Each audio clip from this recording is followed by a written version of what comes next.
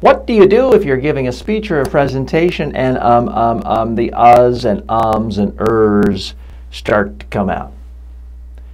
First of all, don't panic. Everybody says ah and occasionally. It's not the end of the world.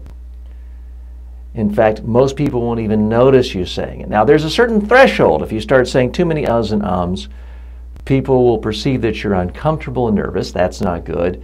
And in an extreme case, they may actually start counting the uhs and ums.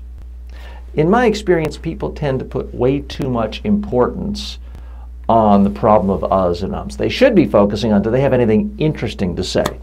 Some of the most successful talk show hosts, communicators in the world say ah and all the time, and they make tens of millions of dollars a year.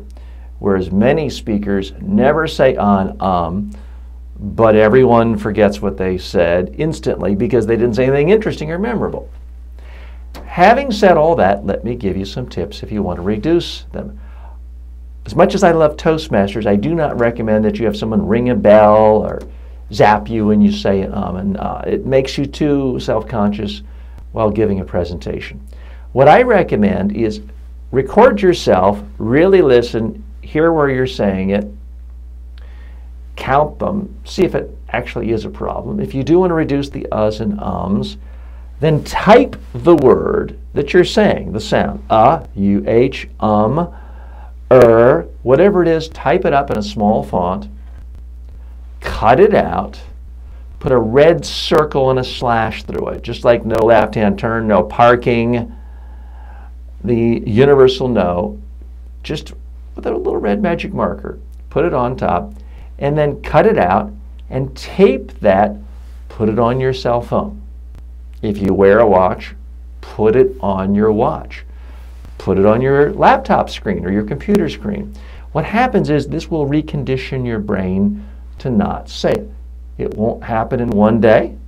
It won't even happen in a couple of days. But after a week, it will dramatically reduce the number of uhs and ums and ers and you knows that come out of your mouth. I've used this technique for many, many years. And I read this in a book, so this is not a new idea to me. I forgot who I saw it, where I read it first, but it's wildly effective. I've put this little sticker that I create for my own clients on presidents' hands and top ministers around the world, top political leaders, billionaires. It really does work, but it does take a week.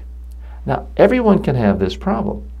A few years ago, my wife was watching me do an interview at ABC, and she said, you realize you're starting every answer with well.